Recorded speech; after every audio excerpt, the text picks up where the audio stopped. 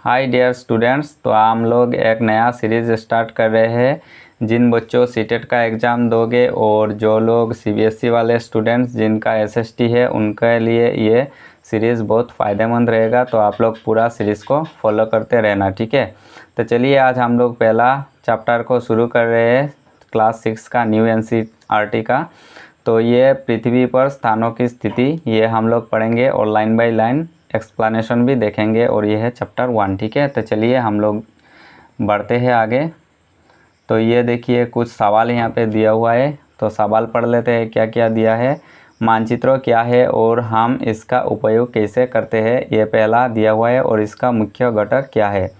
दूसरा क्वेश्चन है निर्देशिका क्या है। पृथ्वी पर किसी स्थान को अंकित करने के लिए अक्षांश और देशांतर का उपयोग कैसे किया जा सकता है। तो हम लोग अक्षांश और देशांतर के बारे में भी जानेंगे बाद में। उसके बाद 3 नंबर क्वेश्चन दिया है देशांतर से स्थानीय समय और मानक समय कैसे संबंधित है, तो ये भी हम लोग जानेंगे, ठीक है। चलिए और आगे बढ़ते हैं। यहाँ पे देखिए, यहाँ से शुरू होता है हमारा जो चैप्टर।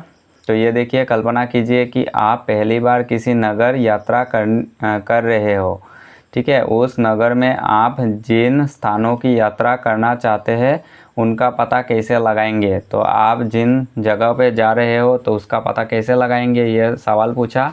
आप सहायता के लिए किसी स्थानीय व्यक्ति से पूछ सकते हैं अथवा उस नगर की मानचित्रों को देख सकते हैं।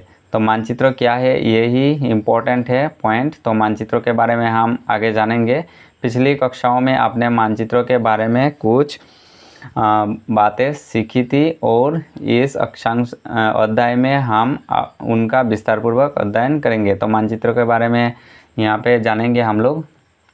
तो चलिए यहाँ पे क्या कह रहा है देखिए। आइए एक खेल खेलते हैं। नीचे दिए गए एक लघु नगर के मानचित्रों का निरीक्षण कीजिए। तो एक लघु नगर मतलब छोटा सा शहर है और उसका मानचित्र दिया हुआ है। तो यह मानचित्र हम लोग देखेंगे, ठीक है। कल्पना कीजिए कि आप रेलवे स्टेशन पर एक रेलगाड़ी से अभी अभी उतरे हैं और मानचित्र पर अंकित बैंक में जाना चाहते हैं। आप किस मार्ग से जाएंगे। तो नीचे है मानचित्र, इधर देखिए, ये जो है मानचित्र। तो आप ये रेलवे स्टेशन पे है और आप जाना कहाँ चाहते हो। ये जो बैंक है, ये जो बैंक है, तो हम लोग इस बैंक पे जाना चाहते हैं। तो कैसे हम लोग जाएंगे, ठीक है, यही पूछा सवाल। उसके बाद विद्यालय क्या कहा, क्या कोई अन्य संभावित मार्ग भी है, मतलब कोई दूसरा रोड भी है क्या हम लोग उसको बैंक में जाने के लिए इस्तेमाल कर सकते हैं, ये पूछा। क्या आप इसी मानचित्रों में सार्वजनिक उद्यान, विद्यालय और संग्रहालय का भी पता लगा सकते हैं।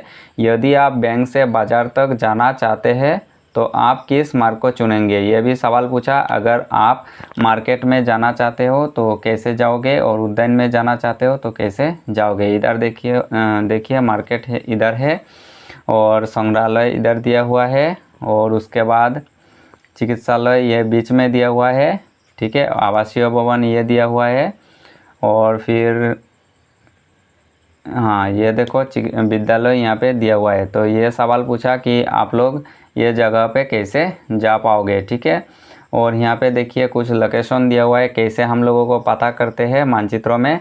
तो ऊपरी की ओर होता है उत्तर और इधर दाएं की ओर होता है पूर्व और नीचे होता है दक्षिण और जो बाएं की ओर होता है पश्चिम। मानचित्रों में ये चीज़ हमेशा ध्यान में रखना होता है। उसके बाद हम लोग नीचे जाते हैं और देखते हैं कि और क्या क्या बताया। तो ये देखिए मानचित्रों स्थानों का पता लगाने के लिए एक मार्गदर्शक की तरह है जो वह दर्शाता है कि किसी स्थान की स्थिति कहाँ है और वहाँ तक कैसे पहुँचा जा सकता है। तो ये इम्पोर्टेंट है लाइन कि मानचित्र क्या करता है काम। तो मानचित्र स्थानों को पता लगाने के लिए एक मार्गदर्शक की तरह काम करता है, ठीक है। और हम लोगों को पता चलता है कि हम लोग कैसे वहाँ पे पहुँच सकते हैं, ठीक है। मानचित्रों के दाएं कोण के शीर्ष पर स्थिति 4 तीर पर ध्यान दीजिए। मतलब हम लोग जो पढ़ चुके हैं अभी, हम आगे देखेंगे कि वे कैसे कुछ विशिष्ट दिशाओं को इंगित करते हैं और मानचित्रों को समझने में अधिक सहायक होते हैं। तो ये लोकेशन को पता करने में बहुत हेल्पफुल करता है, ठीक है। तो इसके बारे में ही पूछा है, ठीक है। तो चलिए हम लोग और आगे बढ़ते हैं। हाँ, तो ये देखिए क्या दिया हुआ है, मानचित्र और उसके घटक, उसका क्या क्या घटक है, कंपोनेंट। तो हम इस साधारण उदाहरण से समझ सकते हैं कि मानचित्र किसी भी क्षेत्रों का एक प्रतीकात्मक चित्रण या रेखांकन है। मानचित्र क्या है, एक ड्राइंग है, ठीक है। वो एक लघु क्षेत्र, गांव या कस्बे, एक बृहद क्षेत्र, मान लीजिए कि आपका जनपद या राज्य, अथवा भारत जैसे एक अति विशाल देश या संपूर्ण विश्व भी हो सकता है। तो मानचित्रों में हम लोग क्या क्या जान पाएंगे, छोटा जगह होने से भी मानचित्रों में दर्शाया जाता है, बड़ा जगह होने से भी मानचित्रों पे दर्शाया जाता है, ठीक है। इससे हम लोगों को पता चलता है लोकेशन पूरा, ठीक है। तो चलिए हम लोग और जानते हैं कि क्या क्या पॉइंट दिया है। यहाँ पे देखो एटलास दिया हुआ है, और ये एक इम्पॉर्टेंट पॉइंट है एटलास। तो एटलास है क्या, तो एटलास मानचित्रावली है, मानचित्रों की एक पुस्तक या संग्रह है, ठीक है। तो यह मानचित्रों या संग्रह है। मैं और एक वीडियो बना दूंगा अच्छे से, जो इमेज है इमेज के साथ, तो वो भी देख लेना, वो इंग्लिश पे रहेगा, ठीक है। तो आप लोग उसको भी ज़रूर देखना, तो आप लोगों को समझ में आ जाएगा, क्योंकि इमेज से जब हम लोग पढ़ते हैं तो चीज़ें और अच्छे से याद रहता है, ठीक है। तो चलिए और पॉइंट दिया हुआ है यहाँ पे देखिए, मानचित्र कितने प्रकार के हैं। बेसिकली मानचित्र 3 प्रकार के हैं, तो यहाँ पे दिया हुआ है ये 3 डॉट्स से। भौतिक मानचित्र, जिसको हम लोग फिजिकल मैप कहते हैं, तो वो क्या है देख लेते हैं। तो भौतिक मानचित्र मुख्य रूप से प्राकृतिक आकृतियों जैसे पर्वतों, महासागरों और नदियों को दर्शाता है। तो जिन मानचित्रों पे पर्वत, महासागर, नदियों को दर्शाता है उसे कहते हैं फिजिकल मैप या फिर भौतिक मानचित्र, ठीक है। उदाहरण के लिए पाठ्यपुस्तक में चित्र 5.2 में दिया है, तो हम लोग देखेंगे। उसके बाद जो 2 नंबर पॉइंट दिया हुआ है, राजनीतिक मानचित्र, पॉलिटिकल मैप। तो ये है क्या, ये देशों या राज्यों, सीमाओं, नगरों आदि को दर्शाते हैं। जैसे मान लो कि इंडिया है, तो हमारे प्यारे इंडिया का जो सीमा है वो सीमा के साथ पूरे स्टेट को दर्शाएगा, ठीक है। उदाहरण के लिए यहाँ पे दिया है, देखो, सभी राज्यों, केंद्र शासित प्रदेश और उनके राजधानियों को दर्शाता भारत का एक मानचित्र, ठीक है। यही कहा है, क्योंकि जो कैपिटल है वो भी दर्शाया जाएगा, और बाउंड्री है जो वो भी दर्शाया जाएगा, उसके साथ यूनियन टेरिटरी को भी दर्शाया जाएगा कि कहाँ कहाँ स्थित है, ठीक है। उसके बाद जो है थीमेटिक मानचित्र, तो ये क्या है, थीमेटिक मानचित्र विशिष्ट प्रकार की सूचना प्रदान करते हैं, मतलब स्पेसिफिक या फिर डिटेल्स में इंफॉर्मेशन देता है लोकेशन की, तो उसे ही थीमेटिक मानचित्र कहते हैं, ठीक है। हम लोग देखेंगे चित्रों में 6.3 और 8.1 में दिया रहेगा। किसी भी मानचित्रों के 3 मुख्य घटक होते हैं, 3 कंपोनेंट्स ऑफ मैप। तो ये क्या क्या है, देखिए, दूरी, दिशा और प्रतीक चिन्ह। इससे ही पता चलता है कि मानचित्रों में क्या क्या है, ठीक है। डिस्टेंस दिया रहेगा, और उसके बाद वो किस लोकेशन में है वो भी हम लोगों को पता चलता है। उसके बाद सिंबल भी दिया रहता है, तो इसके हम लोगों को पता चलता है कि वहाँ पे क्या क्या है, ठीक है। तो चलिए और आगे बढ़ते हैं। यहाँ पे देखिए, यहाँ से हम लोग स्टार्ट करते हैं। क्या आप कभी अचंभित हुए हैं कि एक बृहद क्षेत्रों को कागज के एक छोटे टुकड़े पर कैसे प्रस्तुत किया जा सकता है, मतलब एक बड़ा सा जगह को हम लोग एक छोटे से पेज में कैसे इंक्लूड करते हैं, इसके बारे में पूछा है, ठीक है। तो उसके बारे में पूछा है, ठीक है। तो वह मानचित्रों के स्केल की सहायता से किया जाता है। अभी ये ज़रूर याद रखना कि स्केल है क्या, स्केल वो है जैसे कि बड़ा जगह को छोटे आकार में वो लेता है। जैसे अगर मैं 1 सेंटीमीटर को 10 किलोमीटर के बराबर मान लूँ, तो ये जो 10 किलोमीटर को 1 सेंटीमीटर में हम लोगों को मैप में दर्शाया, उसको ही स्केल कहते हैं, ठीक है। बड़ा जगह को छोटे में माना जाता है, तो यही स्केल का काम होता है, ठीक है। तो आइए हम एक लघु नगर के हमारे मानचित्र पर वापस जाते हैं, जो पहले हम लोग देखे हैं। मानचित्र जैसा कि वहाँ मुद्रित है।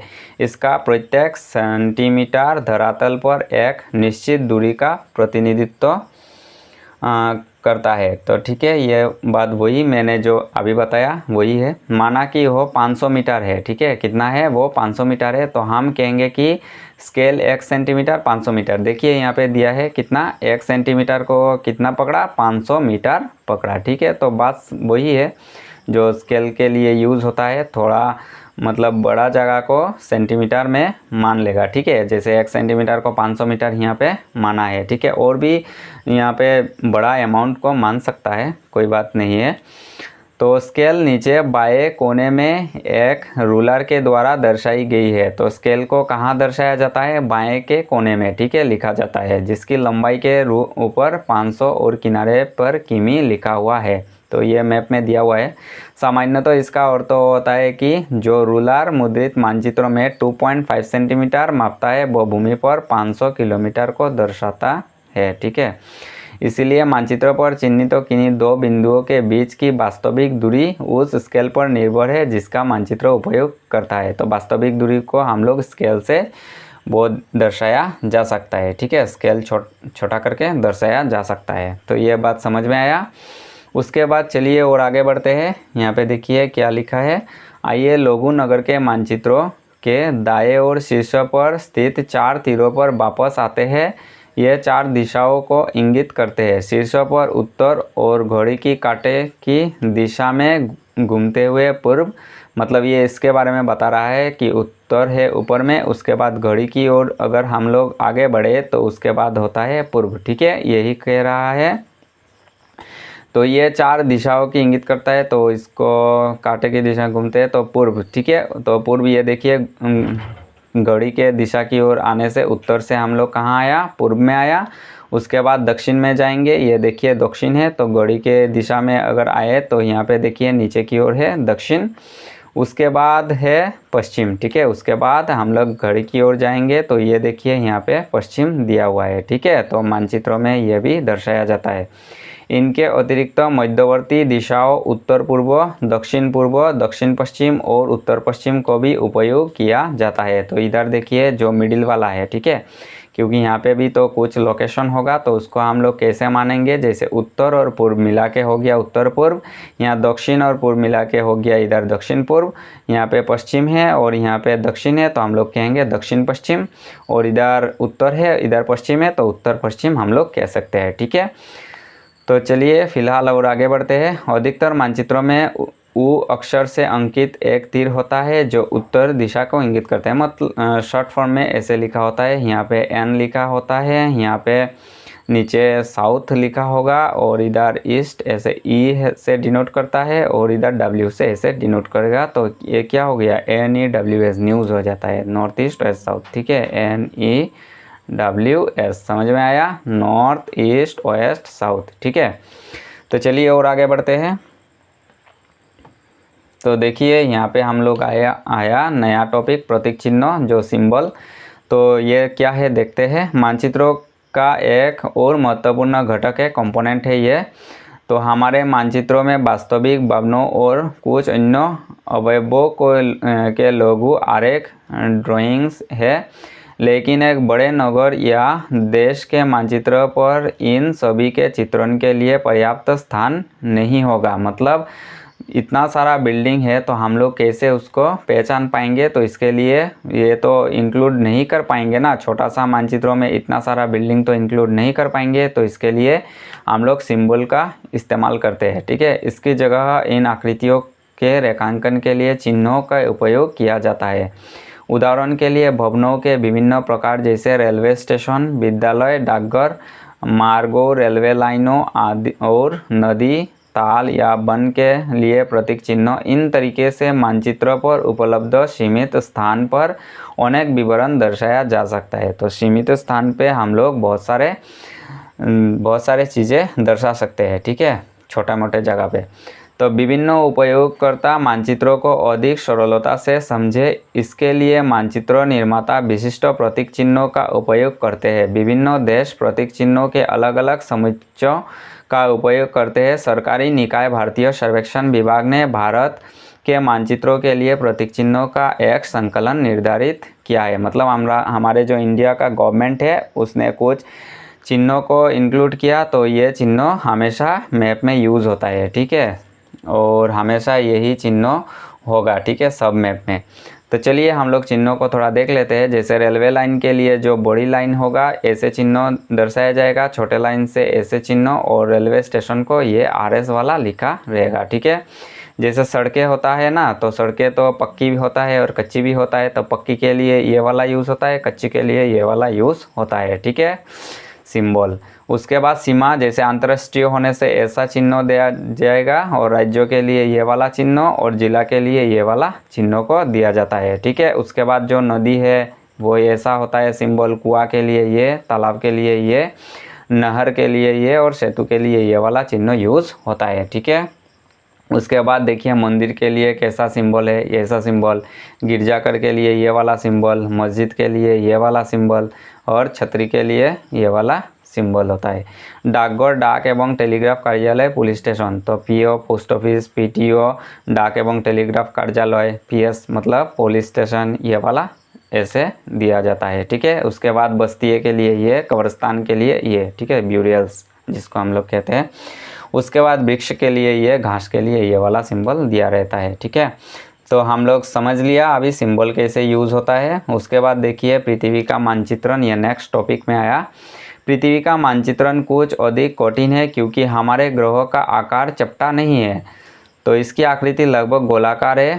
तो इसके लिए कागज के समतल पृष्ठ पर एक गोलाकार वस्तु को यथावत चित्रित करना संभव नहीं है। मानो कि पृथ्वी तो गोल है, तो हम लोग अगर ऐसे ड्राइंग कर ले पेपर पे, तो ये तो हम लोग समझ नहीं पाएंगे अच्छे से, इसीलिए हम लोग यूज़ करते हैं ग्लोब। तो यहाँ पे मिलेगा ज़रूर। ऐसा क्या है, इसे समझने के लिए संतरे को इस प्रकार छीलिए कि आपके पास उसके छिलके के केवल 3 अथवा 4 टुकड़े हैं।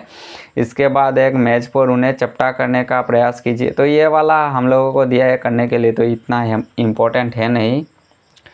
वो संतरे को ऐसा करना तो मुश्किल है, फिर भी आप लोग देख सकते हैं कि पृथ्वी संतरे जैसे होता है। तो हम लोग इसको कैसे मानेंगे, ये ग्लोब से मानेंगे, ठीक है, पृथ्वी को।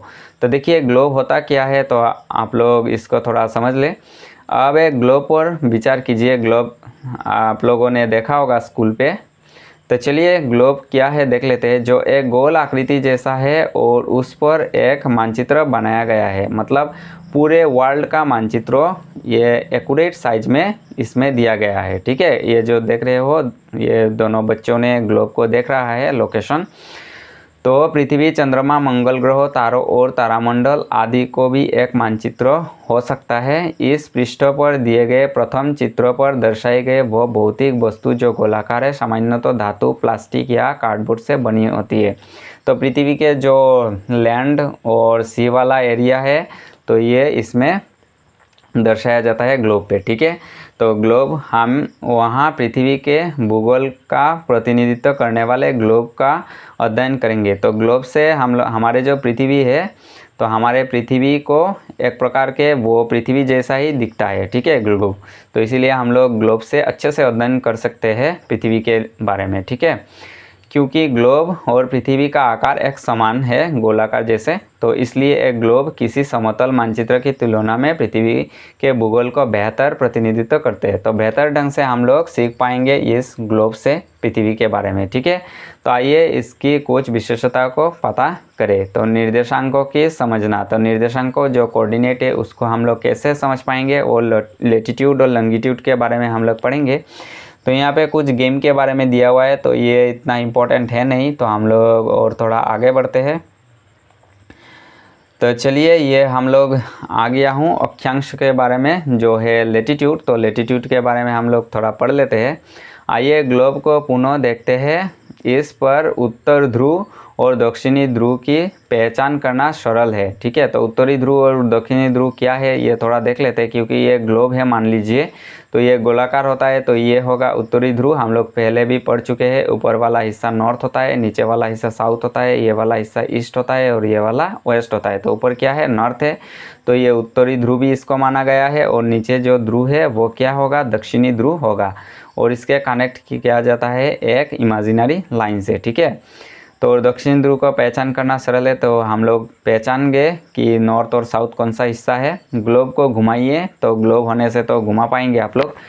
जब वो घुमाया जाता है तो ऊपरी और निचले स्तर पर स्थित बिंदु 2 ध्रुव है, ठीक है, पोल है, ठीक है। उसको क्या कहते हैं, अंग्रेजी में पोल कहते हैं, ध्रुव। तो इनके मध्य में भूमध्य रेखा विषुवत वृत्त होती है। ठीक है, उसके मध्य में क्या होता है, विषुवत वृत्त या फिर भूमध्य रेखा या फिर इक्वेटर। इस वृत्तों को पहचानिए जो इस चिन्ह करता है। कल्पना कीजिए कि आप भूमध्य रेखा पर खड़े हैं और दोनों ध्रुव में से किसी एक ध्रुव की ओर यात्रा कर रहे हो। तो भूमध्य रेखा कहाँ पे है, ये जो मिडिल में एक वृत्त जैसा है, तो इसको भूमध्य रेखा कहते हैं। ये पूरा गोल है, यहाँ पे तो गोल नहीं हुआ, लेकिन ये पूरा ऐसे राउंड वाला शेप होता है। ठीक है, पृथ्वी के मिडिल में 2 भाग करता है, तो उसको भूमध्य वृत्त, विषुवत वृत्त या फिर इक्वेटर कहते हैं। ठीक है, तो यहाँ पे कह रहा है कि ऐसा मतलब आप यहाँ पे खड़े हो और इधर जाओ या फिर इधर जाओ तो क्या होगा, ये पूछा। तो चलिए हम लोग देखते हैं। ऐसा करते समय भूमध्य रेखा से आपके दूरी बढ़ता जाएगा। तो भूमध्य रेखा से आपका दूरी क्या होगा, बढ़ता जाएगा। अक्षांश भूमध्य रेखा से इसी दूरी को मापता है। तो अक्षांश क्या करते हैं, भूमध्य रेखा से आप कितने दूर पे हो यही मापता है। ठीक है, आप इस यात्रा के किसी भी बिंदु पर एक काल्पनिक रेखा खींच सकते हैं। ठीक है, जो भूमध्य रेखा के समानांतर पूर्व से पश्चिम की ओर जाती है। तो भूमध्य रेखा कैसे कैसे मूव होता है, पूर्व से पश्चिम की ओर, मतलब इधर से इधर की ओर आएगा। ठीक है, इधर से इधर की ओर आता है। ठीक है, भूमध्य रेखा। तो चलिए और आगे बढ़ते हैं। इसी प्रकार की रेखा को अक्षांश कहा जाता है। तो ये रेखा को क्या कहते हैं, अक्षांश कहते हैं। तो ये सिर्फ एक ही रेखा ऐसा नहीं है, हम लोग जो उसके बाद एक क्लास प्रोवाइड करेंगे उस पर अंग्रेज़ी में कुछ स्लाइड होगा, तो आप लोग वहाँ पे ज़रूर वो चैनल में, इसी चैनल में दिया रहेगा, तो वो विज़िट करना, तो समझ में आएगा अच्छे से। जैसे मानो ये पृथ्वी है, तो इमेजिनरी लाइन, मतलब ये मानो इक्वेटर है, भूमध्य रेखा है, उसके ऐसे ऐसे बहुत सारे इमेजिनरी लाइन होता है। ठीक है, तो ये लाइन को क्या कहते हैं, अक्षांश भूमध्य रेखा कहते हैं। ठीक है, क्या कहते हैं, अक्षांश कहा जाता है। तो इसको हम लोग अक्षांश भी कहते हैं। ठीक है, लेटीट्यूड भी कहा जाता है अंग्रेजी में। ठीक है, तो अक्षांश और लेटीट्यूड समझ में आया। उसके बाद हम लोगों को दिया है कि पुनः ग्लोब पर वो सुनिश्चित करना एक सरल है कि सबसे बड़ा वृत्त विषुवत वृत्त है। तो हम लोग देखा कि मिडिल में जो वृत्त है विषुवत वृत्त, वो सबसे सरल या सबसे बड़ा कह सकते हैं हम लोग, ये सबसे बड़ा है। ठीक है, और इसका मान है 0 डिग्री, हम लोग जानेंगे अभी। जबकि हम जैसे ही उत्तर की ओर या दक्षिण की ओर आगे बढ़ते हैं, तो अक्षांश द्वारा अंकित किए गए वृत्त छोटे होते जाते हैं। क्योंकि ये देखिए, ये वृत्त होगा तो ये मिडिल में ये सबसे बड़ा होगा, इधर सबसे छोटा, इधर और छोटा, इधर और छोटा, यहाँ पे आके 0, यहाँ पे आके एकदम छोटा हो जाएगा। ठीक है, तो ये इस साइड पे भी अगर बढ़ोगे तो यहाँ पे आके ये जो राउंड शेप वो तो सबसे छोटा हो जाएगा ना, उस जैसे ऐसे ऐसे करके। तो ये देखिए भूमध्य रेखा मान लो ये है इक्वेटर, तो इधर आओगे तो क्या होगा, वृत्त छोटा होता जाएगा। तो यही कहा, अगर आगे बढ़ेंगे तो हम लोग क्या होगा, छोटा हो जाएगा जो वृत्त है। ठीक है, तो हम लोग ये जान पाया।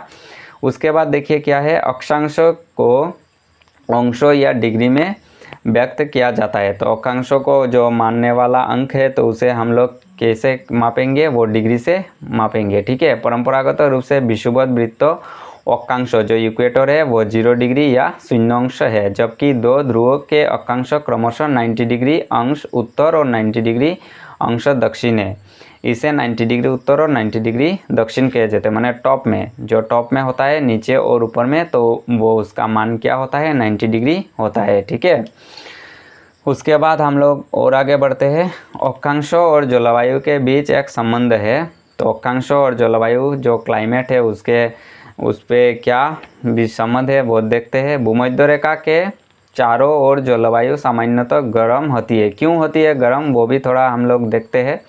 मानो ये है भूमध्य रेखा, ठीक है, और सन का रेज क्या होता है, जाके डायरेक्टली यहाँ पे हिट करेगा। ठीक है, डायरेक्टली यहाँ पे हिट करेगा, तो ये इलाका क्या होगा, ये इलाका थोड़ा हॉट रहेगा, और ये जो ऊपरी वाला हिस्सा है वो सन का रेज वो तिरछी होके जाएगा। तो यहाँ पे ये जो जगह है, तो ये जगह में क्या होगा, ये थोड़ा ठंडा होगा। तो ये समझ में आया। तो यही कह रहा है कि गर्म होगा ये जो भूमध्य रेखा वाला हिस्सा है यहाँ पे। तो जैसे ही आप भूमध्य रेखा से दूरी दो ध्रुवों में से किसी एक की ओर यात्रा करेंगे तो अक्षांशों की डिग्री बढ़ता जाता है। तो पहला ये तो 0 डिग्री होता है यहाँ पे, आगे जाओगे जैसे यहाँ पे 30 डिग्री, तो यहाँ पे कितना होगा 60 डिग्री, और यहाँ पे हो जाएगा 90 डिग्री। तो जितना आगे जाओगे उतना डिग्री बढ़ता जाएगा। तो इसीलिए क्या होता है, ये ठंड होता है। ठीक है, तो जलवायु शीतोष्ण हो जाती है। धीरे धीरे आप आगे बढ़ेंगे तो आपको उतना ही ठंड मिलेगा। उत्तर या दक्षिण ध्रुव के निकट जलवायु शांत यानी ठंडी होती है। आप विज्ञान में पढ़ेंगे कि ऐसा क्यों होते हैं, और वो भी कि हम एक वर्षों की समयावधि में विभिन्न ऋतुओं के अनुभव क्यों करते हैं। तो ये वाले टॉपिक भी हम लोग जानेंगे। तो चलिए यहाँ पे देखते हैं, ये अर्थ का हिस्सा दिया हुआ है, तो इसका अच्छे से आप लोग समझना, बहुत सारे कॉन्सेप्ट क्लियर हो जाएगा आप लोगों का। तो देखिए, अगर यहाँ से हम यहाँ ये वाला हिस्सा, ये तो है इक्वेटर का, जो इक्वेटर मतलब भूमध्य रेखा। ठीक है, तो इसका मान यहाँ पे देखिए कितना है, 0 डिग्री। हम लोग पहले पढ़ चुके हैं, क्योंकि ये वाला जो सर्कल है इसका डिग्री होता है 0 डिग्री। तो यहाँ से जो यहाँ तक की जो डिग्रियाँ है कितना बड़ा, 30 डिग्री, और यहाँ से और यहाँ तक का डिग्री कितना है, 60 डिग्री। यहाँ से कितना डिग्री है, 90 डिग्री। समझ में आया। तो जितना आगे बढ़ोगे उतना क्या होगा, उतना डिग्री बढ़ता जाएगा। ठीक है, उसके बाद तो ये वाला हिस्सा तो हो गया। ये देखिए, ये वाला, ये जो रेखा आपको देख रहा है ये है लेटीट्यूड, क्या है, अक्षांश रेखा है। तो ये वाला तो है लेटीट्यूड, और ये जो खड़ा वाला हिस्सा है हम लोग पढ़ेंगे, अभी रहेगा नीचे। तो ये जो देख रहे हैं खड़ा खड़ा वर्टिकल लाइंस, इसको कहते हैं लॉन्गिट्यूड। ठीक है, तो ये लॉन्गिट्यूड वाला हिस्सा और लेटीट्यूड वाला हिस्सा जहाँ पे काट होता है वहाँ पे एक पॉइंट सा बनता है, उसको कहते हैं कोऑर्डिनेट। वो जो पहले चेस बोर्ड जैसा दिखा था वो तो हमने फ़िलहाल पढ़ा नहीं। तो यही वाला हिस्सा वो कह रहे थे कि हम लोग कैसे मापते हैं किसी चीज़ को। तो ये जो पॉइंट आप लोगों को दिख रहा है, ये वाला हिस्से से हम लोगों को पता चलता है कि किस जगह किस लोकेशन पे है और कितना डिग्री पे है। ठीक है, तो चलिए हम लोग ये देखा, जो इक्वेटर है 0 डिग्री लाइन है वो जाना, और ये प्राइम मेरिडियन, ये देखिए जो लॉन्गिट्यूड वाला हिस्सा है ये भी, इसको भी एक मतलब ये लंदन से होकर गुजरती है। तो इसको क्या कहते हैं, प्रमुख यामोत्तर रेखा, या अंग्रेजी में प्राइम मेरिडियन कहते हैं। इसका भी माप 0 डिग्री है। और एक चीज़ याद रखना, ये जो यहाँ पे जो हिस्सा दिया गया है प्राइम मेरिडियन का, ये तो देखिए अगर मैं इसे 2 हिस्सा कर दूं, क्योंकि ये तो इधर ही सिर्फ दिखाई दे रहा है, उधर भी तो है, मतलब इधर पे जाकर इधर भी तो है पूरा। अगर आप लोगों ने इधर एक हाफ किया और इधर एक हाफ किया तो क्या होगा, अगर हेमिस्फीयर जैसे कर दूं हम लोग, तो ये वाला हिस्सा क्या है, ईस्ट वाला हिस्सा है, ये वाला हिस्सा है वेस्ट वाला हिस्सा। तो ये ईस्ट वाला हिस्सा हो जाएगा और ये वेस्ट वाला हिस्सा। अगर इसको 2 पार्ट में क्या कर दूं, 2 पार्ट में डिवाइड कर दूं ऐसे मिडिल में, तो ये ईस्ट वाला हिस्सा होगा, ये वाला होगा वेस्ट वाला। तो ये ईस्ट हेमिस्फीयर, ये होगा वेस्ट हेमिस्फीयर। ठीक है, बाद में हम लोग जानेंगे। और ये जो इक्वेटर से अगर डिवाइड कर दूं हम लोग 2 हिस्से में, तो ये ऐसा ऊपर वाला हिस्सा एक होगा और एक होगा ये नीचे वाला हिस्सा। तो ऊपर वाला हिस्सा इधर नॉर्थ है और इधर क्या है, साउथ है। तो ये होगा नॉर्दर्न हेमिस्फीयर और ये हो जाएगा साउदर्न हेमिस्फीयर। समझ में आया। तो ये 0 डिग्री से ही डिवाइड होता है। ठीक है, और ये जो लाइन है ना, ये जो इक्वेटर वाला लाइन है, इसको हम लोग ना तो हम लोग नॉर्थ कह सकते हैं और ना तो हम लोग साउथ कह सकते हैं, क्योंकि ये 0 डिग्री में है, ये ना तो नॉर्थ में है ना तो साउथ में है। इसीलिए हम लोग इक्वेटर को 0 डिग्री नॉर्थ एंड साउथ ऐसे लिखते हैं। ठीक है, और ये जो प्राइम मेरिडियन है इसको हम लोग प्राइम मेरिडियन को कहेंगे वेस्ट और ईस्ट। ठीक है, 0 डिग्री वेस्ट और ईस्ट प्राइम मेरिडियन ऐसे कहा जाएगा, क्योंकि इसमें भी तो सेम ऐसे ही हिस्सा है, ना तो ये ईस्ट में है ना तो ये वेस्ट में है। समझ में आया। उसके बाद हम लोग जाते हैं देशांतर पे, या फिर कह सकते हैं लॉन्गिट्यूड। क्या है, लॉन्गिट्यूड, जो हम लोग अभी समझ लिया। फिर भी चलिए यहाँ पे क्या क्या लिखा है वो हम लोग पढ़ लेते हैं। वो प्राइम मेरिडियन वाला कॉन्सेप्ट यहाँ पे रहेगा। तो आप कल्पना कीजिए कि आप संभवतः सर्वाधिक छोटे रेखा पर उत्तर ध्रुव से दक्षिणी ध्रुव की ओर यात्रा कर रहे हैं। कहाँ से कहाँ, उत्तरी ध्रुव से दक्षिणी ध्रुव की ओर, मतलब ऊपर से नीचे की ओर। ठीक है, ग्लोब का अवलोकन कीजिए और पाएंगे कि यूरोप और अफ्रीका के मार्ग से जाने की जगह आप एशिया के मार्ग से भी जा सकते हैं। मतलब उधर से ना जाके आप लोग एशिया से भी जा सकते हैं और दूरी एक समान होगा, यही बात कह रहा है, समझिए ये वाला हिस्सा। मतलब अगर आप इधर से जाओ या फिर इधर से जाओ, दूरी क्या होगा, डिस्टेंस सेम ही रहेगा। मतलब इधर से अगर 5 किलोमीटर हो तो इधर से भी आने से क्या होगा, 5 किलोमीटर ही तो होगा, सेम ही तो डिस्टेंस होगा, यही कह रहा है। तो कि उसके बाद क्या कह रहे हैं, देखिए दूरी एक समान रहेगा। इन रेखाओं को देशांतरीय यामोत्तर मतलब मेरिडियन ऑफ लॉन्गिट्यूड कहा जाता है। तो ये क्या है, लॉन्गिट्यूड रेखा है, ठीक है।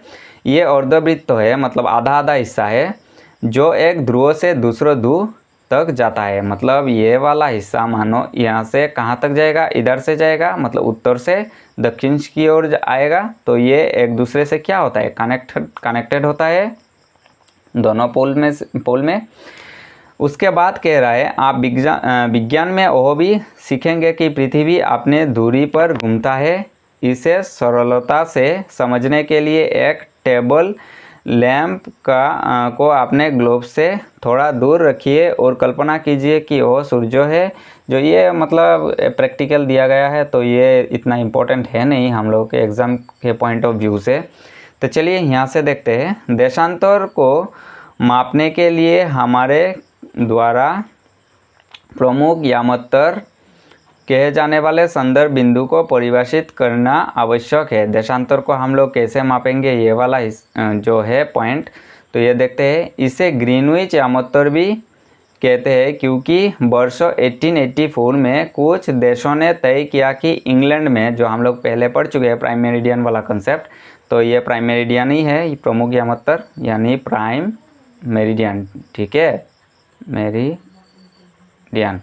तो हम लोग टाइम के लिए इसको रखा है, वो कब रखा गया है इसका जो पॉइंट, तो ये पॉइंट रखा गया है 1884 में, ठीक है। इंग्लैंड में जो लंदन से होकर गुजरने वाला प्राइम मेरिडियन है, वो एक क्षेत्र ग्रीनविच से गुजरने वाला यामोत्तर प्रमुख यामोत्तर के लिए अंतर्राष्ट्रीय मानक मानी जाएगी। तो इसको क्या माना गया, अंतर्राष्ट्रीय मानक रेखा, मतलब इंटरनेशनल टाइमलाइन, ठीक है। इसे 0 डिग्री देशांतर के रूप में अंकित किया गया, 0 डिग्री लॉन्गिट्यूड, ठीक है। देशांतर क्या है, लॉन्गिट्यूड है, तो 0 डिग्री लॉन्गिट्यूड माना इसे, ठीक है। यदि आप ध्रुवों में से किसी एक की ओर यात्रा करते हैं, ध्रुव मतलब पोल से, ठीक है, करते हैं, तो जिस प्रकार अक्षांश भूमध्य रेखा से दूरी की एक माप है, उसी प्रकार हो आप भूमध्य रेखा के साथ साथ यात्रा करते हैं तो देशांतर प्रमुख यामोत्तर से दूरी की एक माप है। तो हम लोग लॉन्गिट्यूड कैसे जान पाएंगे, ये वाला कंसेप्ट और थोड़ा जान लेते हैं अच्छे से। देखिए हम लोग और फिर आ जाते हैं इस वाले पिक्चर में। हम लोग जो ये पहले हम लोग लेटीट्यूड को माना, ठीक है, अक्षांशों को कैसे माना, हम लोग कैसे देखा कि जो ये जो मतलब इक्वेटर है, ठीक है, तो इक्वेटर से हम लोग कितने दूर जा रहे हैं, इससे पता चलता है हम लोगों का अक्षांशों का कितना मान है। जैसे इक्वेटर से आप इधर इतने अगर दूरी पे आए तो 30 डिग्री दूर पर आ गए, तो इधर किसी भी स्थान पे जाओगे ये वाला डिस्टेंस 30 डिग्री होगा, ये वाला डिस्टेंस 30 डिग्री होगा, ये वाला डिस्टेंस कितना होगा, 30 डिग्री होगा, इस वाला डिस्टेंस कितना होगा, 30 डिग्री होगा। ऐसे ही अगर हम लोग लॉन्गिट्यूड को मापे तो कैसे मापेंगे, वो प्राइम मेरिडियन से मापा जाएगा। कैसे मापा जाएगा, प्राइम मेरिडियन से। जैसे यहाँ पे 0 डिग्री है, तो अगर आप यहाँ पे आए हो तो 30 डिग्री आए हो, तो अगर यहाँ पे आए हो तो फिर भी यहाँ पे भी 30 डिग्री होगा। इधर आओगे तो यहाँ पे कितना होगा, 30 डिग्री होगा, इधर आओगे तो यहाँ पे 30 डिग्री होगा, ठीक है, समझ में आया। तो हम लोग लॉन्गिट्यूड को मापते हैं ये प्राइम मेरिडियन से, ठीक है, प्राइम मेरिडियन से लॉन्गिट्यूड को हम लोग मापते हैं। अगर इधर पे भी आओगे सेम, इधर 30 डिग्री यहाँ पे होगा, तो अगर यहाँ से यहाँ पे आओगे फिर भी यहाँ पे लॉन्गिट्यूड वाला जो कोऑर्डिनेट होगा 30 डिग्री पे ही होगा, समझ में आया। तो लॉन्गिट्यूड को हम लोग मापते हैं प्राइम मेरिडियन से और अक्षांशों को हम लोग मापते हैं इक्वेटर से, भूमध्य रेखा से, समझ में आया। अभी तो समझ में आ गया होगा। तो चलिए और आगे बढ़ते हैं, थोड़ा सा और जानकारी ले लेते हैं ये इसका। तो चलिए, तो हम लोग देशांतर प्रमुख यामोत्तर से दूरी को मापते हैं, लॉन्गिट्यूड वाला दूरी को, समझ में आ गया होगा, प्राइम मेरिडियन से ही हम लोग मापते हैं। उसके बाद देखिए, देशांतर को भी डिग्री में मापा जाता है। जैसे हम लोग अक्षांश को डिग्री में मापते हैं, तो देशांतर को भी हम लोग डिग्री में ही मापते हैं, ठीक है। तो ये वाला जो हम लोग पहले देखा, वो अक्षांश पूर्व से पश्चिम की ओर जाता था। तो अभी ये जो देशांतर वाला हिस्सा है वो कैसे कैसे आगे बढ़ता है, ये पश्चिम हो या पूर्व, इसका मान 0 डिग्री से 180 डिग्री तक बढ़ता है, ठीक है। तो चलिए, और एक बात इसको इम्पोर्टेंट है, तो इसका मान 0 डिग्री से 180 डिग्री तक बढ़ता है। कितना बढ़ता है? 0 से 180 डिग्री तक बढ़ता है। वो बात समझ ले थोड़ा अच्छे से, कैसे होता है 180 डिग्री वाला।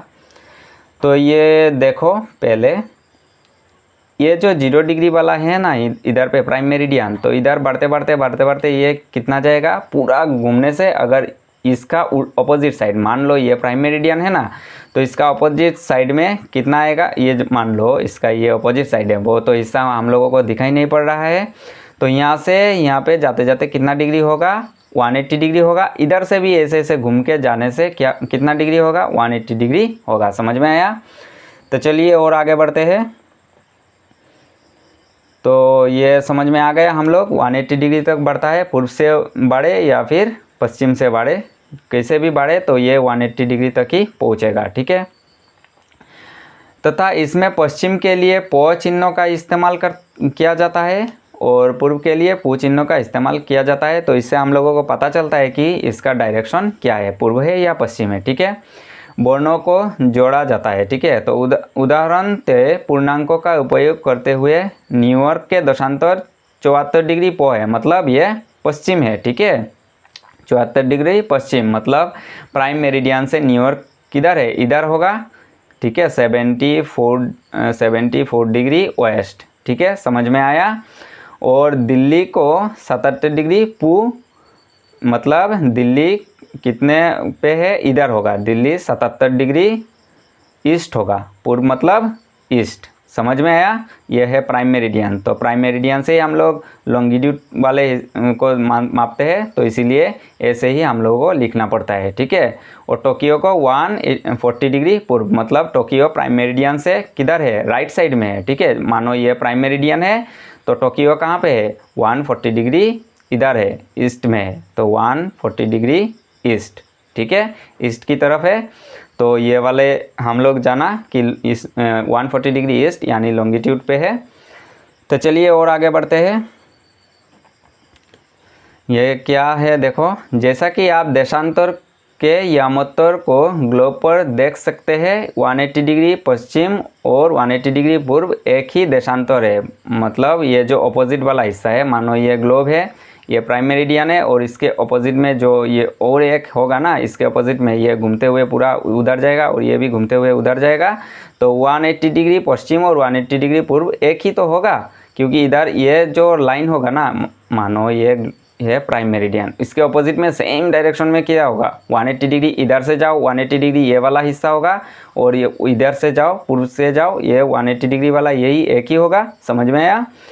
इसीलिए इसे देशांतर को पश्चिम या पूर्व ना लिखकर 180 डिग्री ही लिखा जाता है। तो मैंने पहले भी ये कॉन्सेप्ट बताया आप लोगों को, जो प्राइम मेरिडियन वाला कॉन्सेप्ट है, प्राइम मेरिडियन को भी ऐसा ही लिखा जाता है, ना तो ईस्ट ना तो वेस्ट, और जो इक्वेटर है उसको भी ना तो नॉर्थ ना तो साउथ लिखा जाता है, ठीक है, दोनों ही लिखा जाता है, मेंशन किया जाता है, ठीक है। तो ऐसे ही इसको 180 लिखकर छोड़ दिया जाता है, ठीक है, ना तो पूर्व लिखा जाएगा ना तो पश्चिम लिखा जाएगा। समझ में आया?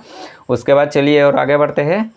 अक्षांशों और देशांतर मिलकर एक स्थान के दो निर्देशांक होता है, मतलब कोऑर्डिनेट जो है ना वो। जैसे मानो ये प्राइम मेरिडियन है तो ये लॉन्गिट्यूड है, और ये इक्वेटर है, ये वाला हिस्सा लेटीट्यूड है। तो यहाँ पे जो कट करेगा, तो ये तो 0 डिग्री हम लोगों ने देखा। तो अगर मानो इधर भी तो लेटीट्यूड है ना, बहुत सारे लेटीट्यूड है और बहुत सारे लॉन्गिट्यूड है, ऐसे बहुत सारे लॉन्गिट्यूड है। तो ये दोनों जो जहाँ पे कट करेगा उसको निर्देशांक कहते हैं। क्या कहते हैं? निर्देशांक या फिर कोऑर्डिनेट कहते हैं, ठीक है। समझ में आया? दोनों जहाँ पे कट करता है। इसी प्रकार जब वो कहा जाता है कि दिल्ली 29 डिग्री उत्तर अक्षांश और 77 डिग्री पूर्व देशांतर पर स्थित है, तो हम लोगों को अगर कोई जगह का एग्जैक्ट लोकेशन बताना होगा तो हम लोगों को अक्षांशों का जो कोऑर्डिनेट है और देशांतर जहाँ काट करेगा उसका भी कोऑर्डिनेट को पता होना चाहिए, ठीक है। तो हम लोग क्या कर पाएंगे, उस वहाँ के एग्जैक्ट लोकेशन पता कर पाएंगे, ठीक है। तो दिल्ली 29 डिग्री उत्तर अक्षांश पे है और 77 डिग्री पूर्व देशांतर पे है, ठीक है, समझ में आया। तो इसे आप भोली भांति समझ सकते हैं। यद्यपि और डिग्री अनुमानिक रूप से पूर्ण है किंतु सटीक नहीं है, तो ये हम लोग एग्जैक्ट तो नहीं माप पाएंगे, ये अनुमानिक ही होगा, ठीक है। तो ये ग्रिड क्या है ये समझ लो।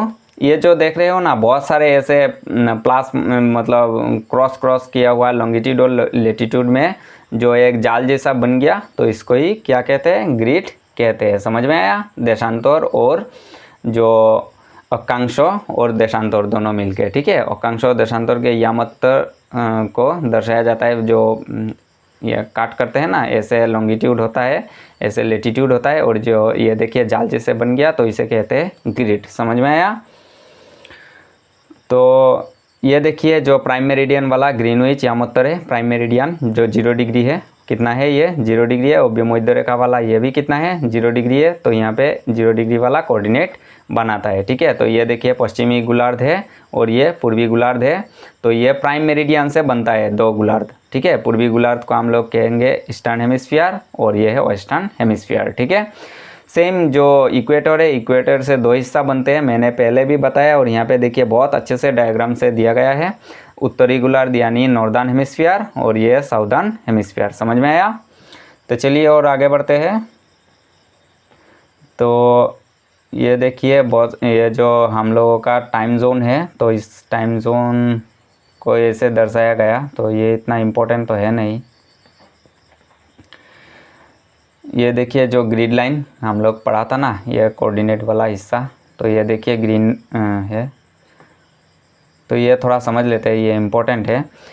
भारतीय सर्वेक्षण विभाग द्वारा प्रकाशित मानचित्रों अक्षांशों और देशांतर के यामोत्तर के कुछ समानांतरों के साथ दर्शाया गया है। भारत के अक्षांश लगभग 8 डिग्री उत्तर, मतलब 8 डिग्री उत्तर के हिस्सा यानी नीचे है इक्वेटर, ठीक है। हमारे जो इंडिया है प्यारा भारत, उसके नीचे है इक्वेटर। तो इक्वेटर से कितना ऊपर है हमारे भारत का जो ये वाला हिस्सा है, देख रहे हैं 8 डिग्री उत्तर पे है, ठीक है। और 37 डिग्री उत्तर, तो 8 डिग्री से कितना डिग्री उत्तर है 37, मतलब टॉप मोस्ट पॉइंट यहाँ पे। ये दोनों ही हिस्सा उत्तर में ही होगा क्योंकि इक्वेटर से तो ऊपर ही है ना, तो इसीलिए ये 37 डिग्री नॉर्थ और नीचे जो हम लोगों को मिला 8 डिग्री नॉर्थ, ठीक है। ये किससे होता है, लेटीट्यूड से होता है, अक्षांश, ठीक है।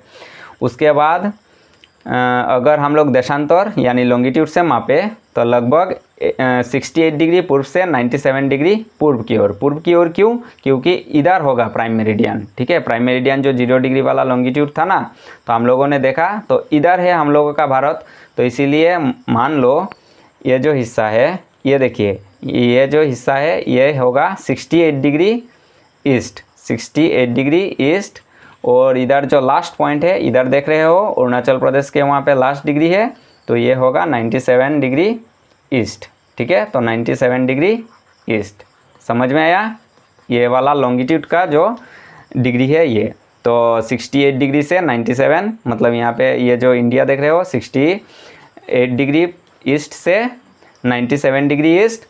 और अगर हम लोग अक्षांश मापे तो अक्षांश 8 डिग्री नॉर्थ से कितना है, 8 डिग्री नॉर्थ से 37 डिग्री नॉर्थ तक फैला हुआ है। समझ में आया। तो चलिए और हम लोग टाइम की ओर आगे बढ़ते हैं। टाइम जानने के लिए समय क्षेत्रों या टाइम को समझते हैं। ग्लोब को पुनः पश्चिम से पूर्व की ओर घुमाइए। तो ग्लोब को हम लोगों कैसे कैसे घुमाने के लिए कह रहे हैं, पूर्व से पश्चिम से पूर्व की ओर, ठीक है। पश्चिम इधर है, वेस्ट और ईस्ट इधर है, तो ऐसे घुमाने के लिए कह रहा है, ठीक है। पश्चिम से पूर्व की ओर घुमाइए। इसी प्रकार से हमारा ग्रह अपनी दूरी पर चक्कर लगाते हैं। तो हमारे जो प्लेनेट है तो ये कैसे घूमता है, ऐसे ही घूमता है, ठीक है, ऐसे वेस्ट से ईस्ट की ओर घूमता है, ठीक है। और हम लोग जानते हैं कि ग्रह अपनी धुरी पर चक्कर लगाता है और प्रत्येक 24 घंटे में एक चक्कर पूरा करते हैं। हमारा जो अर्थ है वो 24 घंटे में एक चक्कर पूरा कर लेते हैं। मान लो यहाँ से अगर शुरू करें, मतलब ये तो वेस्ट वाला हिस्सा मान लो और ये वो तो ईस्ट वाला हिस्सा, तो यहाँ से अगर यहाँ पे आए और यहाँ से पूरा यहाँ पे आए तो कितना टाइम लगेगा? 24 घंटे, 24 आवर्स लगेगा। तो एक पूरा चक्कर 360 डिग्री का है। हम लोगों को पता है राउंड, पूरा एक राउंड कितना डिग्री का होता है? 360 डिग्री का होता है। हम लोग मैथ्स में पढ़ा है, फिर भी आप लोग समझ लो। यहाँ पे पॉइंट अगर मानूँ, यहाँ पे 90 डिग्री और इधर पे इधर, मतलब अगर 4 भाग में डिवाइड कर दूँ तो ये वाला हिस्सा 90 डिग्री है, ये वाला हिस्सा 90 डिग्री, ये वाला हिस्सा 90 डिग्री और ये वाला हिस्सा 90 डिग्री होगा, एंगल बनाएगा, ठीक है। राइट एंगल ट्रायंगल क्रिएट किया है। तो चारों 90 को अगर जोड़ दूँ तो कितना डिग्री होगा?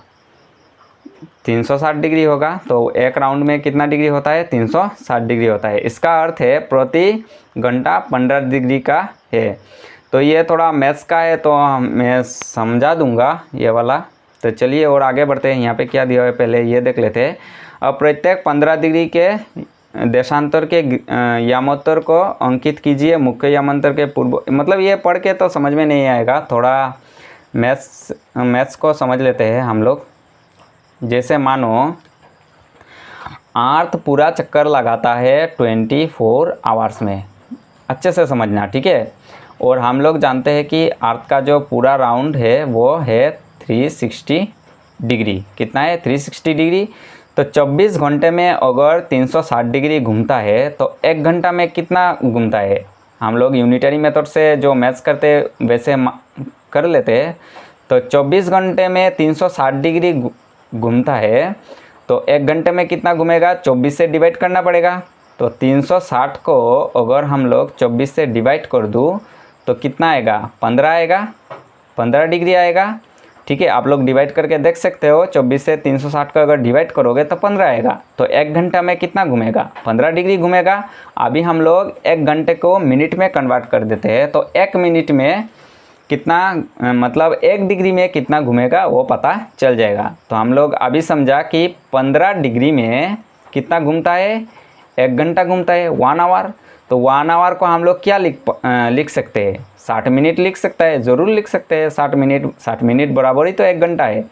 तो चलिए आप लोग ये बताओ कि 1 डिग्री में कितना मिनट घूमेगा। तो कैसे हम लोग निकालेंगे? 1 डिग्री में घूमेगा 60 मिनट को ऊपर रखो और ये जो 15 है उसे नीचे लिखो। तो हम लोगों को 1 डिग्री में कितना मिनट घूमेगा ये आ गया। तो 15 से अगर 60 को मैं काट दूँ या फिर डिवाइड कर दूँ, कितना आएगा? 4 मिनट आएगा। समझ में आया कुछ? तो ये देखिए 1 डिग्री में कितना होगा? 4 मिनट होगा। मैं और एक बार अच्छे से इसको ही बता देता हूँ ताकि अच्छे से समझ में आए टाइम वाला कॉन्सेप्ट, ठीक है। जैसे कंफ्यूज ना हो, यही सबसे कंफ्यूज वाला हिस्सा होता है। देखिए पूरा जो हम लोगों का अर्थ है उसका डिग्री कितना है? 360 डिग्री है, क्योंकि पूरा राउंड लगाता है, चक्कर लगाता है वो प्लेनेट सूर्य की चारों ओर, ठीक है। और वो उसके धुरी पे भी चक्कर लगाता है। तो मानो पृथ्वी उसके जो एक्सिस पे घूमता है तो कितना टाइम लगाता है पूरा एक बार घूमने में? 360 डिग्री घूमने में 24 घंटे पे घूमता है, हम लोग देखा है अभी। तो 24 घंटे में अगर 360 डिग्री घूमता है तो 1 घंटा में कितना घूमेगा? 1 घंटा में घूमेगा 24 से 360 को डिवाइड करना पड़ेगा। अगर हम लोग 24 से 360 को डिवाइड करूँ तो आएगा 15 डिग्री। तो 1 घंटे में घूमेगा 15 डिग्री। समझ में आया? 15 डिग्री में 1 घंटा घूमता है, यानी 60 मिनट ही तो घूमता है। 1 घंटा ही तो 60 मिनट है, ठीक है। समझ में आया? 15 डिग्री में 60 मिनट घूमता है। तो 1 डिग्री में कितना मिनट घूमेगा? तो 1 डिग्री में घूमेगा, ये 15 से 60 को क्या करूँगा? डिवाइड करूँगा, तो आएगा 4 मिनट। समझ में आया? तो 1 डिग्री में कितना टाइम लेता है? 4 मिनट। तो 1 डिग्री बराबर 4 मिनट। तो चलिए अब हम लोग समझते हैं कि ये है क्या बेसिकली। तो इसका समझने के लिए ये वाला हिस्सा देखना पड़ेगा। ये देखिए, ये वाला यहाँ पे नहीं, वो डायग्राम है क्या, देख ले। हाँ, ये वाला आया। तो अभी इसको थोड़ा अच्छे से समझना। तो हमारे प्राइम मेरिडियन है कहाँ पे, देखो ये जो इंग्लैंड है ना, इंग्लैंड से होकर प्राइम मेरिडियन मतलब लॉन्गिट्यूड जाता है, इसको हम लोग 0 डिग्री पे माना, ठीक है। और इंडिया कहाँ पे है, मैं इंडिया से ही समझा देता हूँ, आप लोग सब जगह पे ये अप्लाई कर पाएंगे। तो ये देखो इंग्लैंड, ये 0 डिग्री प्राइम मेरिडियन है, और ये देखो हमारे भारत है, ठीक है, भारत है। तो प्राइम मेरिडियन में अगर 1 बज रहा है शाम का, मतलब 1 PM, ये समझना, ठीक है, ये बहुत अच्छे से समझना। तो हमारे इंडिया में कितना बजेगा, क्योंकि हम लोग ये पाया, ये जो हमारे अर्थ है ये पश्चिम से पूर्व की ओर बढ़ता है। तो एक बात हमेशा याद रखना, अगर हम लोग प्राइम मेरिडियन से इधर की ओर आते हैं ना, तो टाइम जोड़ता है, क्या होता है, टाइम जोड़ जाता है। और प्राइम मेरिडियन से इधर की लोकेशन का टाइम को पता करें तो टाइम घटता है, क्या होता है, टाइम घटता है। समझ में आया। तो अगर 1 PM इधर बजा तो इंडिया में ज़रूर क्या होगा, टाइम ऐड होगा। अभी देखिए कितना टाइम ऐड होगा, ये तो जानने वाली बात है, ठीक है। तो चलिए, ये तो 0 डिग्री पे है ना, 0 डिग्री पे है। तो हमारे इंडिया में भी ऐसे एक टाइम सेट किया गया है जो उत्तर प्रदेश के मिर्ज़ापुर से होकर गुजरती है। जैसे यहाँ पे लंदन से होकर एक प्राइम मेरिडियन इंटरनेशनल टाइम को माना गया, ऐसे इंडिया पे भी ऐसे एक टाइम माना गया, ठीक है। ऐसे उत्तर प्रदेश से होकर, जो ये देख रहे हो ना, ये जो रेखा है, देखो कहाँ से होकर गुजर रहा है, ये उत्तर प्रदेश से होकर गुजर रहा है। तो यहाँ ये तो 0 डिग्री वाला हिस्सा है, ठीक है।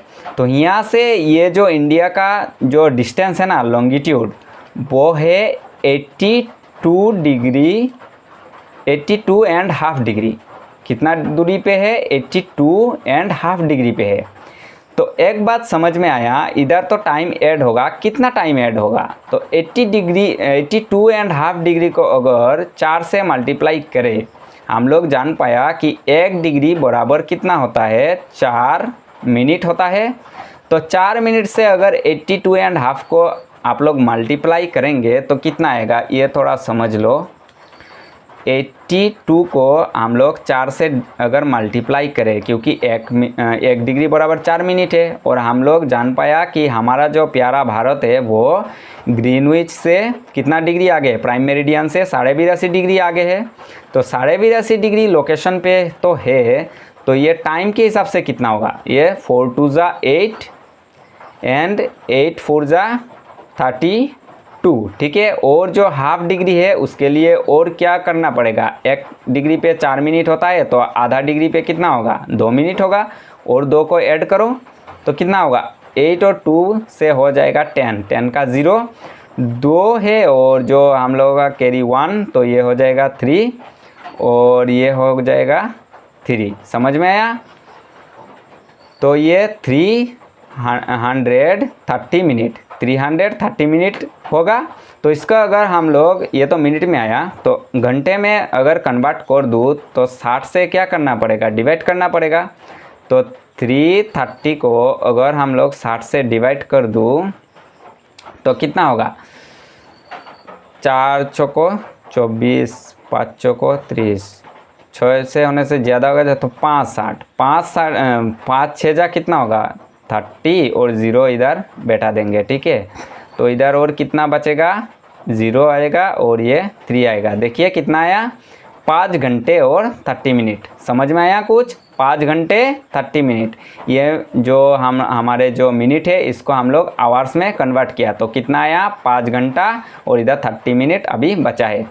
तो एक बात समझ में रखना, प्राइम मेरिडियन से हमारे जो इंडिया का टाइम होगा हमेशा 5.5 घंटा क्या होगा, आगे होगा। तो मैंने पहले कहा, अगर यहाँ पे प्राइम मेरिडियन पे 1 बजा होगा तो हमारे इंडिया पे तब कितना बजा होगा, टाइम तो आगे जाएगा। तो 1 के साथ 5.5 जोड़ दो, तो 5 और 1 6, 6.5 होगा। और एम होगा कि PM होगा, क्योंकि आगे जा रहा है तो PM ही होगा। तो 6:30 PM होगा हमारे भारत में, ठीक है। अगर प्राइम मेरिडियन में 1 PM होगा तो हमारे भारत में क्या होगा, 6:30 PM होगा। समझ में आया? तो इसीलिए अलग अलग कंट्री में अलग अलग टाइम रहता है, ठीक है। वो किसके हिसाब से होता है? वो प्राइम मेरिडियन जो इंग्लैंड से होकर गुजरती है, जो लंदन से होकर गुजरती है, ठीक है। तो समझ में आ गया सब कुछ, मैंने अच्छे से समझा दिया। वो 1 डिग्री में 4 मिनट वाला कॉन्सेप्ट भी समझ में आया, और 82 डिग्री 82.5 डिग्री आगे कैसे है वो भी समझ में आया। ये लॉन्गिट्यूड का डिस्टेंस है, ये भी समझ में आया। और मैंने मिनट में कन्वर्ट करके फिर आवर्स में कन्वर्ट करके भी बता दिया। तो आई थिंक आप लोगों को ये समझ में आ गया होगा टाइम का कंसेप्ट पूरा। तो यही था कंसेप्ट, बहुत इम्पोर्टेंट कंसेप्ट है ये। तो चलिए, यही था आज का जो मेन कॉन्सेप्ट, समझ में आ गया होगा आपको। ये देखिए इंडिया जो 5.5 घंटा आगे है, यहाँ पे दिया गया है ये टाइम का कॉन्सेप्ट। तो बेसिकली ये इम्पोर्टेंट है बहुत, आप लोगों को मैथ्स आएगा इससे ही। वैसे पढ़ने से अच्छा है ऐसे समझ लेना। अगर आप लोगों को समझ में ना आए तो और बैक करके और एक बार ये मैथ्स वाला जो जगह मैंने अभी कराया, ये वाला हिस्सा और एक बार देख लेना, तो पूरा कॉन्सेप्ट आप लोगों को क्लियर हो जाएगा, ठीक है। आप लोग भी ऐसे मैथ्स करके देखना, समझ में ज़रूर आएगा, ठीक है। और इधर जो दिया हुआ है वो कितना कितना आगे है वो दिया गया है, ये देखिए पॉइंट पॉइंट हिस्सा। तो समझ में आया? इधर आने से प्लस ऐड होता है टाइम, इधर जाने से क्या होता है? माइनस होता है। ये वाला कॉन्सेप्ट भी समझ में आ गया। तो आई होप समझ में आ गया होगा आपको ये चैप्टर पूरी तरह से। और इधर तो इम्पोर्टेंट कुछ चीज़ है नहीं, बेसिकली ये पूरा चैप्टर ख़त्म हो गया है। तो थैंक यू। अगर आप लोगों को समझ में आया तो उम्मीद करता हूँ पूरा समझ में आ गया। तो पूरा इस सीरीज़ को फॉलो करना। मैंने आज चैप्टर 1 पढ़ाया, उसके बाद चैप्टर 2 ऐसे करके सब चैप्टर को मैं करा दूँगा NCERT का। आप लोगों का ये तो मैंने हिंदी पे कराया, उसके बाद अंग्रेजी पे भी लाऊंगा, और पीडीएफ नहीं सॉरी PPT बना के और अच्छे से डायग्राम के साथ भी इस चीज़ को समझा दूंगा, वो भी आप लोग देख लेना, तो और अच्छे से ये चैप्टर क्लियर हो जाएगा, ठीक है।